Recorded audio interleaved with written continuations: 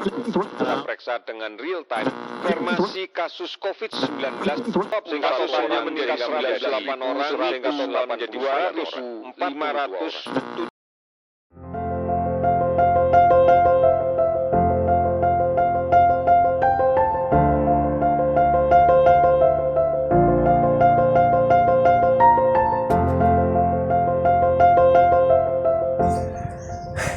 Masa pandemi ini memang kehidupan kita tidak jauh dari kegiatan indoor.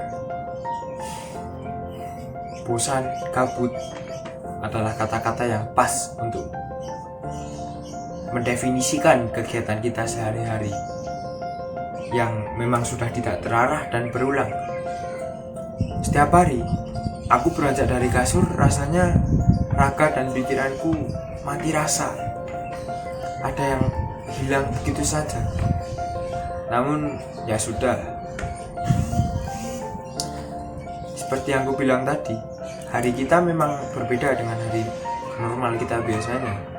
Karena pada masa karantina ini, akses dan interaksi antar individu memang sangat dibatasi. Dengan adanya pembatasan tersebut, membuahkan kegiatan yang sangat monoton di hari-hari kita.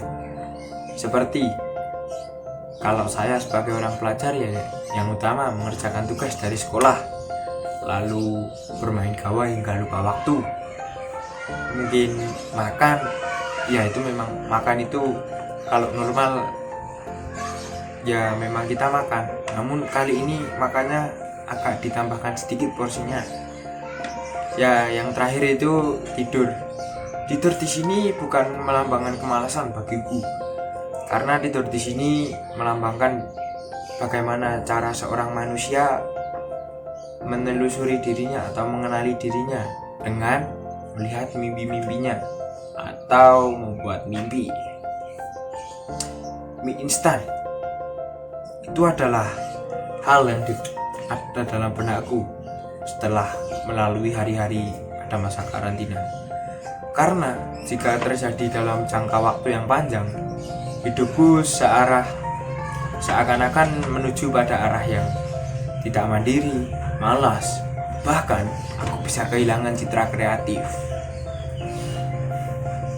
Di balik kebosanan yang ada tadi, bukan berarti kita tidak punya cerita yang akan kita ceritakan. Pengalaman baru didapatkan, terutama bagiku dalam dunia pendidikanku atau pada jenjang SMA ini. Baru pertama kali aku merasakan homeschooling.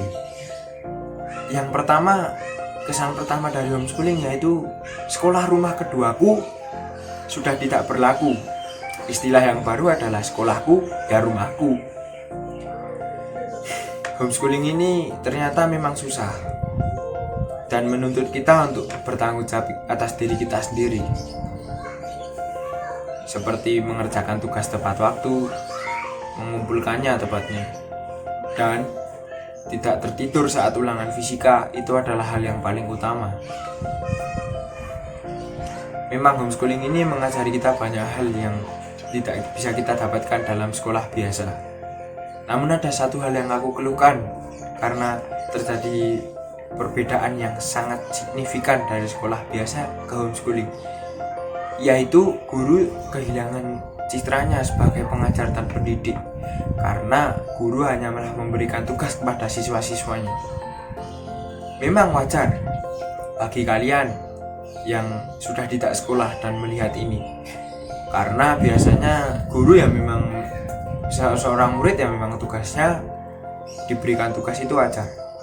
Namun dalam konteks homeschooling ini, guru memberikan tugas yang di luar nalar manusia atau di luar otak manusia bekerja, yang sangat merepotkan, bahkan sangat sulit karena kita tidak diajarkan dan kita tidak mengerti materi yang akan kita kerja untuk mengerjakan tugas itu. Itu tadi adalah unek-unekan dari dunia pendidikan. Nah, pengalaman baru yang saya dapatkan juga adalah menjadi tokoh masyarakat di tengah-tengah masyarakat.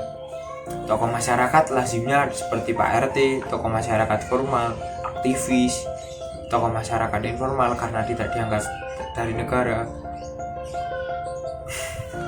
Kedua orang tersebut yang saya sebutkan tadi memang berperan besar bagi masyarakat seorang diri itu.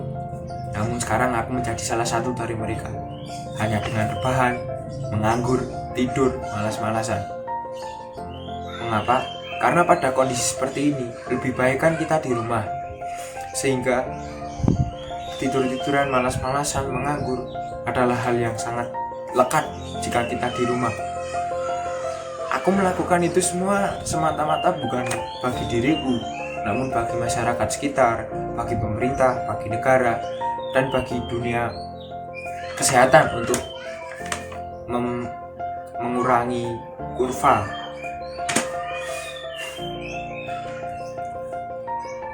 Sebenarnya hal ini memang sangat menarik menjadi tokoh masyarakat secara informal, karena memang kegiatan di rumah itu sangat diperlukan dalam kondisi seperti ini.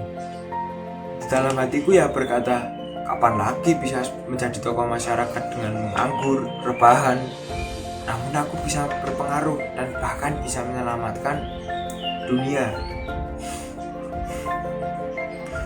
Yaitu tadi unek-unekku setelah menjalani beberapa hari atau beberapa minggu dalam menjalani karantina diri atau PSBB. Setelah itu aku hanya bisa berharap keadaan di sekitar kita menjadi normal lagi, kita bisa berinteraksi tanpa ada pembatasan.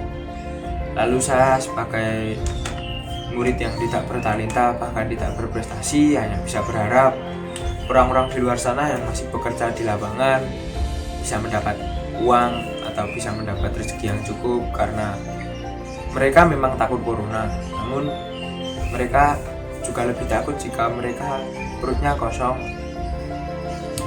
Saya juga berharap bagi pemerintah semoga bisa mendapat solusi yang win-win solution atau bisa dibilang saling menguntungkan bagi semua rakyatnya, dan bagi orang-orang yang masih ngeyel dan tidak punya kepentingan keluar rumah, mohonlah tetap di rumah jika kalian tidak ingin menjadi bagian dari kurva, karena tenaga medis sedang bertanding habis-habisan melawan virus ini.